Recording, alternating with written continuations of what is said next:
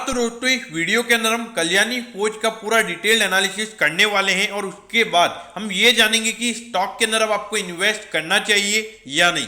चलिए शुरू करते हैं। तो देखिए सबसे पहले हम ये जानेंगे कि कल्याणी फोर्ज कंपनी काम क्या करती है। तो देखिए इसके नाम में पता चल रहा है कि ये एक फोर्जिंग कंपनी है। अब फोर्जिंग का मतलब क्या होता है? देखिए फोर्जिंग का मतलब होता है कोई भी मेटल होता है तो उसको शेप देना, तो फोर्जिंग के थ्रू शेप दिया जाता है तो उसको बोलते हैं फोर्जिंग। अब देखिए यहाँ पर अभी जो कंपनी मेन जिस इंडस्ट्री में कंपनी अभी काम कर रही है, तो जिस इंडस्ट्री में फोर्जिंग सर्विसेज कंपनी अभी प्रोवाइड करवा रही है वो है ऑटोमोबाइल इंडस्ट्री। तो अभी मेन अगर हम कंपनी का सेक्टर देखें तो ऑटोमोबाइल इंडस्ट्री में ही अभी कंपनी हमें काम करती हुई नजर आ रही है। लेकिन कंपनी का ऐसा मानना है कि आने वाले टाइम पे वो डिफेंस सेक्टर में भी जाने वाले हैं, जहां पे गवर्नमेंट लगातार डिफेंस सेक्टर में नए नए इनोवेशन या नए नए ऑर्डर्स ला रही है। तो कंपनी ने ये बोला है कि आने वाले टाइम पे डिफेंस सेक्टर में उन्हें बहुत अच्छी अपॉर्चुनिटीज नजर आती है। और उसके अलावा अगर अभी हम बात करें तो ऑटोमोबाइल इंडस्ट्री में कंपनी अभी फिलहाल जो इलेक्ट्रिक व्हीकल्स है उसमें भी काम नहीं कर रही है, लेकिन उन्होंने बोला है कि आने वाले 1-2 साल में वो इलेक्ट्रिक व्हीकल्स के अंदर भी थोड़ा कामकाज चालू करने वाले हैं। यहाँ पर देखा जाए तो दो तरफ यहाँ पे एक तो इलेक्ट्रिक व्हीकल्स हो गया और उसके अलावा जो हमारे डिफेंस सेक्टर है उसके अंदर कंपनी जाना चाहती है। तो अभी देखा जाए तो कंपनी के पास ग्रोथ अपॉर्चुनिटीज बहुत ज्यादा अवेलेबल है। लेकिन देखिए दोस्तों ये एक फोर्जिंग कंपनी है, तो इनका जो मेन प्रोडक्ट यानी कि जो मेन रॉ मटेरियल इनका होता है वो होता है स्टील। तो स्टील इनका रॉ मटेरियल होता है। तो जब भी स्टील के प्राइसेस ऊपर जाते हैं तो जो कंपनी की जो इनपुट कॉस्ट है वो बहुत ज्यादा हाई हो जाती है। तो उस समय इन कंपनीज के लिए थोड़े नुकसान वाली बात वहां पे सामने आ जाती है। अब ये देखिए 74 करोड़ का इस कंपनी का मार्केट कैप है, बहुत ही छोटी सी कंपनी है। देखिए प्राइस टू अर्निंग रेशियो हम देखेंगे नहीं क्योंकि कंपनी ऑलमोस्ट लॉस में है। अगर प्राइस टू बुक रेशियो की बात करें तो ये अभी इसकी बुक वैल्यू से भी कम प्राइस पर ट्रेड होता हुआ हमें नजर आ रहा है।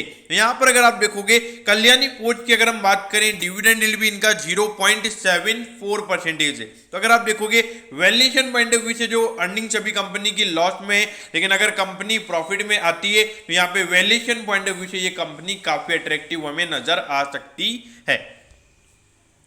अब ये देखिए अगर आप देखोगे अगर हम कंपनी के फाइनेंशियल ट्रेंड को देखेंगे तो हमें ये कंपनी बिल्कुल भी अच्छी नजर नहीं आएगी। अब इसके पीछे का रीजन क्या है इसके बारे में भी हम बात करेंगे। तो देखिए यहाँ पे पिछले 2 साल से लगातार कंपनी का रेवेन्यू गिर रहा है। अगर प्रॉफिटेबिलिटी के नंबर की बात करें तो पिछले 2 साल से कंपनी हमें लॉस में आती हुई नजर आ रही है। लेकिन देखिए दोस्तों जैसे कि मैंने आपको बोला कि जो स्टील का प्राइस जैसे जैसे हाई होता है तो वहां पर इस कंपनी के लिए इश्यूज क्रिएट हो जाते हैं और वहां पे इनका जो बिजनेस है वो बहुत ज्यादा वहां पे थोड़ा इनके इश्यूज क्रिएट हो जाते हैं। लेकिन देखिए अगर हम देखा जाए तो स्टील के अलावा कंपनी को पता चल गया है कि स्टील के प्राइसेस हमेशा हाई रह रहे हैं, तो कंपनी अलग अलग अपॉर्चुनिटीज के ऊपर यहाँ पे ध्यान दे रही है। ऐसा नहीं कि स्टील के प्राइसेस बढ़ रहे हैं तो उन्होंने अपना बिजनेस बंद कर दिया।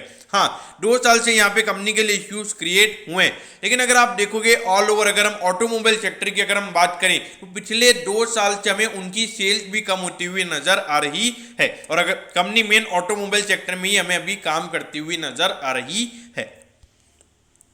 अब अगर हम कंपनी के शेयर होल्डिंग पैटर्न की अगर हम बात करें तो अभी प्रमोटर्स के पास 58.61% का स्टेक है। यहाँ पर अगर आप देखोगे उसके अलावा अगर हम बात करें तो पूरा जनरल पब्लिक के पास ही यहाँ पे कंपनी के शेयर्स पड़े हुए हैं।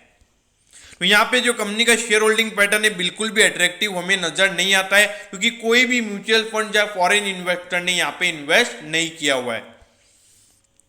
अब ये देखिए अगर आप देखोगे पिछले 3 क्वार्टर से अगर हम देखें तो यहाँ पे जो कंपनी में थोड़ी रिकवरी आई थी, लेकिन फिर बाद में कोविड की जो सेकंड वेव थी उसकी वजह से यहाँ पे जो कंपनी का सेल्स का नंबर है वो हमें 10 करोड़ से कम होता हुआ नजर आया है। अब देखिए जो कंपनी का टोटल एक्सपेंडिचर है वो इतना ज्यादा क्यों है, क्योंकि देखिए जो लगातार स्टील के प्राइसेस बढ़ रहे हैं। लेकिन देखिए कंपनी के लिए अभी ये इश्यू बना हुआ है, लेकिन ऐसा लगता है कि जिस तरीके से कंपनी अभी बात कर रही है तो मुझे लगता है कि 1-2 क्वार्टर्स में आने वाले क्वार्टर में इसका वो कोई न कोई सॉल्यूशन लेकर आएंगे। अब अगर हम कंपनी के रिटर्न रेशियोज की बात करें तो जैसे कि कंपनी लॉस में है तो यहाँ पे जो रिटर्न रेशियो का नंबर है वो आप देखोगे जो रिटर्न ऑन इक्विटी का नंबर है वो नेगेटिव ही निकल कर आएगा। लेकिन जो आरओसी का नंबर है वो यहाँ पे 0.68 है। तो अगर आप देखोगे जो आरओसी का नंबर है वो पॉजिटिव क्यों है, क्योंकि इसके अंदर टैक्स पेमेंट और इंटरेस्ट पेमेंट इंक्लूड नहीं होता है, तो इसकी वजह से यहाँ पे आरओसी का जो नंबर है वो थोड़ा पॉजिटिव हमें नजर आ रहा है। देखिए कंपनी लॉस में तो सीधी सी बात है कि रिटर्न रेशियोज यहाँ पे नेगेटिव ही रहेंगे। अब ये देखिए अगर आप देखोगे डेट टू इक्विटी के नंबर की अगर हम बात करें तो वो यहाँ पे 0.26 है। तो यहाँ पर अगर आप देखोगे कंपनी की सारी चीजें अगर हम देखें तो उसके बाद भी जिस तरीके से अभी कंपनी को लॉस हो रहा है तो भी यहाँ पे ज्यादा डेट अभी तक कंपनी ने नहीं लिया है, तो हैवी डेट भी कंपनी के ऊपर नहीं है। 0.26 का डेट टू इक्विटी रेशियो एक तरीके से देखा जाए तो stable debt to equity ratio है, लेकिन यहाँ पे जो इंटरेस्ट कवरेज रेशियो है वो कंपनी का बिल्कुल भी अच्छा नहीं है। 0.26 का यहाँ पे कंपनी का इंटरेस्ट कवरेज रेशियो है, यानी कि कंपनी उतना पैसा भी नहीं कमा पा रही है जितना कंपनी को डेट पे करना है। यहाँ पर अगर आप देखोगे तो यहाँ पे इश्यूज कंपनी के सामने हमें नजर आते हैं, क्योंकि अगर कंपनी को कम से कम उतना पैसा तो कमाना ही पड़ेगा जितना कंपनी को इंटरेस्ट पे करना है। लेकिन देखिए अभी कंपनी बोल रही है कि आने वाले टाइम पे उनका मेन फोकस डेट को कम करना है और वो अच्छे खासे स्ट्रेटेजी लगा रहे हैं। डिफेंस सेक्टर में भी कंपनी अपना कारोबार चालू करने वाली है। अब ये देखिए 203 पे ये स्टॉक अभी ट्रेड हो रहा है। अगर हम ऑल टाइम हाई से बात करें तो 50% से भी ज्यादा ये करेक्ट हो चुका है। अगर हम इसके रिटर्न की अगर हम बात करें तो जिन्होंने इसमें जब से लिस्ट हुआ तब इन्वेस्ट किया तो 26% वो स्टॉक में लॉस में।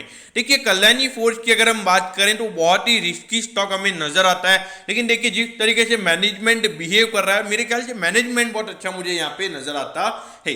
लेकिन देखिए अगर आप एक लॉन्ग टर्म इन्वेस्ट करना चाहते हैं तो ये स्टॉक आपके लिए रडार पे होना चाहिए और मेरे ख्याल से आपको इसमें उतना ही इन्वेस्ट करना चाहिए जितना आप लूज कर सकते हो, क्योंकि खास करके अभी कोई कंसिस्टेंसी कंपनी की तरफ से नजर नहीं आ रही है। अगर आप देखोगे परफॉर्मेंस में कोई कंसिस्टेंसी नहीं है, कंपनी उतना पैसा भी नहीं कमा पा रही है जितना कंपनी को इंटरेस्ट पे करना है। यहाँ पे ये कंपनी के लिए इश्यूज नजर आते हैं। यहाँ पर अगर आप एक लॉन्ग टर्म इन्वेस्टमेंट करना चाहते हैं तो उतना ही इन्वेस्ट कीजिए जितना आप लूज कर सकते हैं।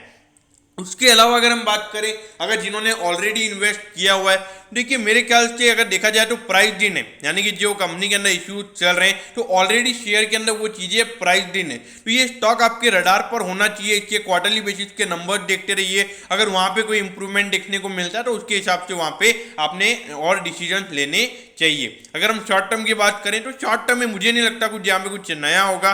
जब तक कंपनी की तरफ से कोई पॉजिटिव या न्यूज वगैरह नहीं आएगी तो मुझे नहीं लगता उससे पहले यहाँ पे कुछ होगा। तो दोस्तों मैं ऊपर कहूँगी छोटा सा एनालिसिस वाला वीडियो आपको अच्छा लगा होगा।